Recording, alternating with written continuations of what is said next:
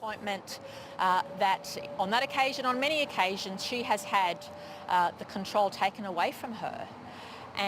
But she has responded in the most courageous way yesterday, and I want to make sure we respect her wishes. I don't want yesterday's statement to define her, because it doesn't.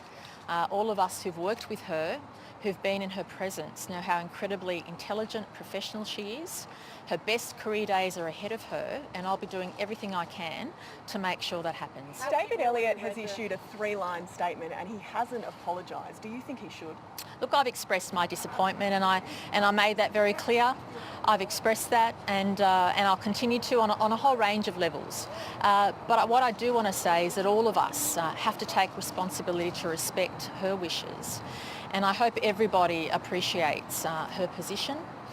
We think of her first and her family and her wishes, and it is disappointing that she had the control of the issue taken away from her, and obviously she made the statement yesterday. Did you endorse David Elliott? Absolutely not. They were not premeditated. Do you think his statement is appropriate? Look, that's a matter for him, but I've expressed my disappointment. But I also don't want to take away from the fact that the journalist has been dealing with this for nearly 2 years, and I feel incredibly disappointed that she had the control of this issue in the way she wanted to deal with it taken away from her. What are you going to do about it? With respect, you're the leader and you're disappointed. You should really be taking action against David Elliott, shouldn't you?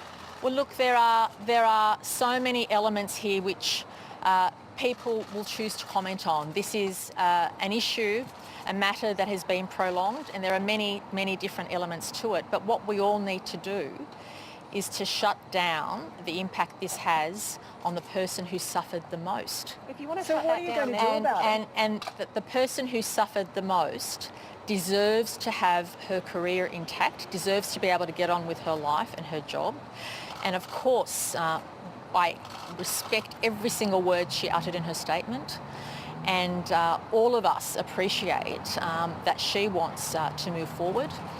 All of us need to move forward, but as a woman, I cannot imagine what she has gone through. I cannot imagine what she would have been thinking for this prolonged period of time, and I can also imagine why she did not want to speak about this before now. Premier, when did you first become aware of these allegations? Was it something that was discussed in Cabinet? Absolutely not. But obviously there had been rumours about these issues for a long time, and all of us had respected that they were rumours. That's a fact. Premier, including. Premier, you say you're disappointed, but shouldn't David Elliott be made an example of? Shouldn't you make really firm action on this? What is most critical here is to protect the woman involved, and what is most critical here is those people or that person who perpetrated those allegations against her be held to account. Women often are afraid to speak out because of the impact it has potentially on their career. I don't want to see that happen.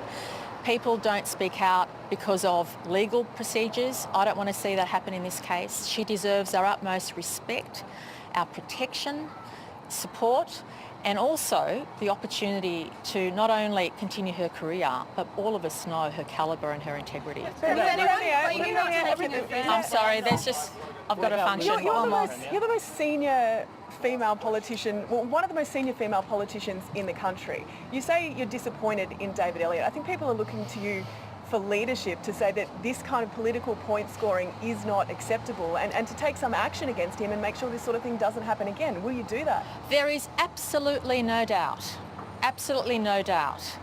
that nobody wants to see a continuation of any political point scoring on this or any other related matter. No, absolutely no doubt. I've expressed my absolute disappointment that her ability to control the issue as she wanted to was taken away from her. I've also expressed my absolute shock and horror at the seriousness of the allegations and her absolute courage and integrity in speaking up. And I appreciate, as a woman, what she may have been thinking about for the last 2 years and why she made the decision chose not to go public.